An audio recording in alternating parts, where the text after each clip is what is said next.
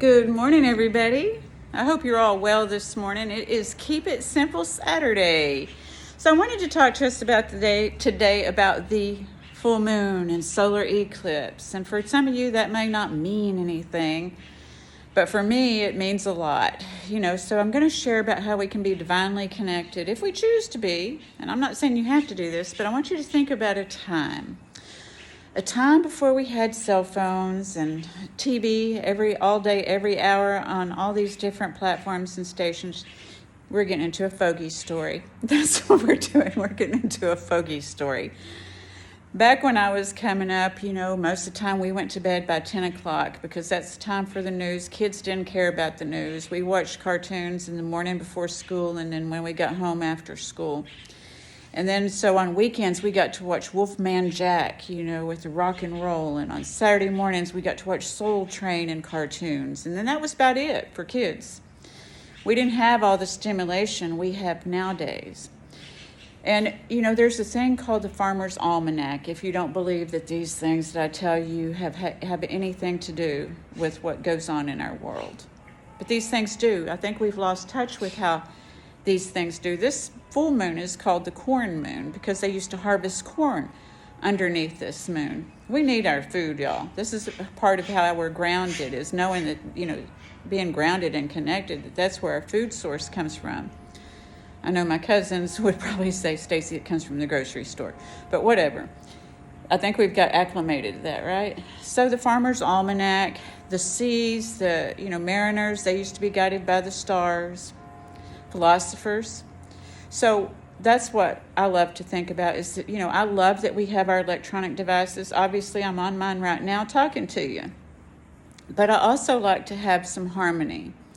And so how I create harmony within myself, cells, and soul is knowing my divine connection to all that there is that was all created for us and our enjoyment and for our nourishment.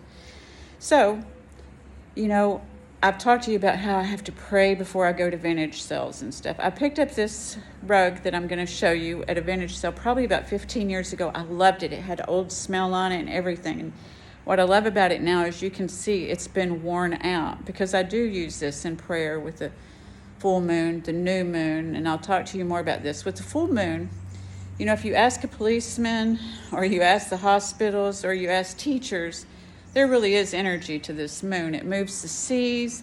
It also is, by the Native Americans, considered the moon cycle for women. It's a cleansing period because it reveals to us what we can't see typically, when we're out at night. But the moon shining bright, it helps us to see.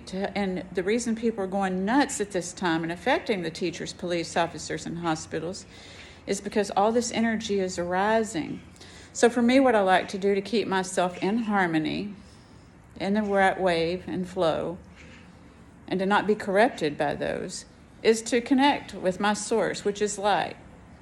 For me, it's God. For you, it can be whoever, but God is light, or light is light. When people have a problem connecting with their source, it's just remembering the sun and the moon are always there, always.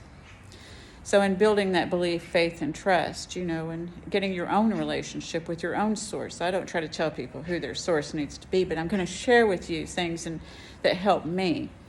Because when the full moon comes, what I do is I get on this rug. You see that rug? And notice, this rug is not exactly squared off. At the top here, where I've got the candle and the sage, it's a bit shorter than the back in the front part, and that's for kneeling. It's a kneeling rug. I don't know where it came from. Like I said, I bought it at somebody's house years ago and it smelled old. So I like to get on this rug. I call it my magic carpet because when we're kids we pretend and we lose track of that when we get to be older. So I call it my magic carpet. So I sit on that and I play some music by Jeet. She's spiritual, but whatever spiritual music you like. Usually I end with that, I sprayed clove spray on me, but still these mosquitoes are after me.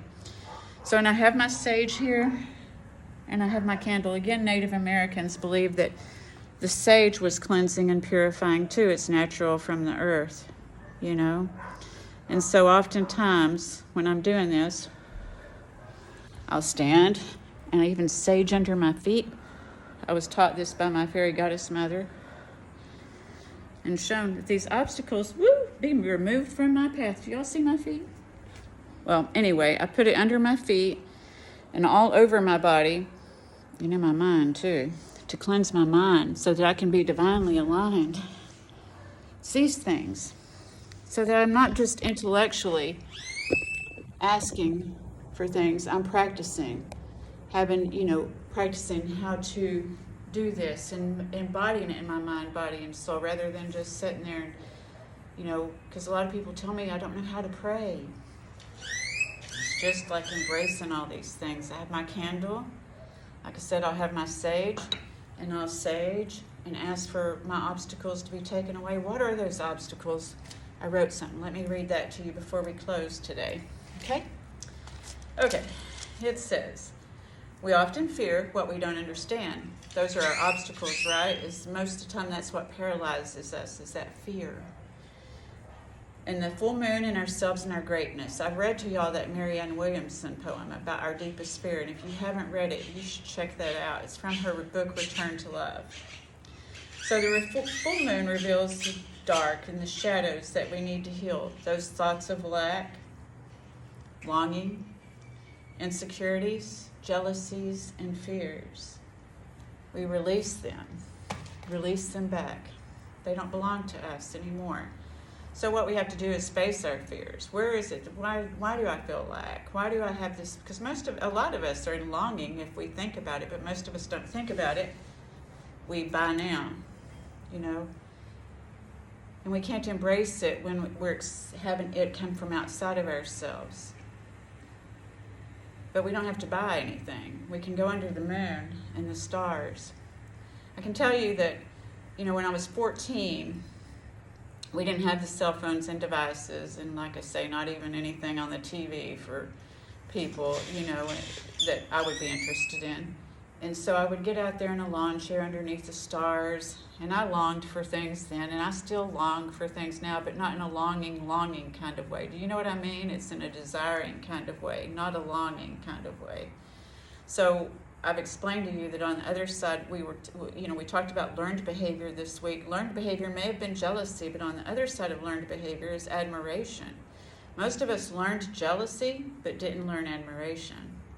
So it's about teaching, unlearning the jealousy and teaching ourselves to be admiring, to admire the moon, to admire nature, these free gifts, to admire ourselves for those obstacles that we've already gone past. I talk about journaling, and the thing is let me go back to this. When we're looking at the moon, and we do have this connection with the moon, then we can see how as the moon is disappearing, when I think about those obstacles, whatever it was for me that month, what do I feel like I did to get in my own way? Because we do that, right? So I have to look at that. What did I do to get in my own way? And as it's releasing, I get to see what it was so that I can re-navigate. Just like the compass of the mariners, just like the farmers knew when and what to do, so that I have that divine guidance. As the phone gives me a lot of information, and I'm so very grateful for it. There is a time for a deeper connection. It's for a time for reflection. And so that we're not just running on steam, just thinking I'm next, to relax. In the unseen. And knowing as the moon disappears, so do our fears, so that we can re-navigate. So when the new moon comes, we're clear on what we want to, manifest, what's next. Because it's not that we're unhappy with where we are, it's gaining that confidence underneath each moon and star. I had to throw that in, y'all, I'm sorry, but I'm not. So it's like just being silly Saturday. Keep it simple Saturday, but just enjoy your Saturday, and remember that you have so many gifts inside of you. Just release those things that don't serve you, that are keeping you from remembering who you are. Like the Desiderata tattoo says, no less than a tree or a star. Keep your light shining wherever you are. Okay, that's enough. All right. Thank you so much. Keep it simple. All right. Bye.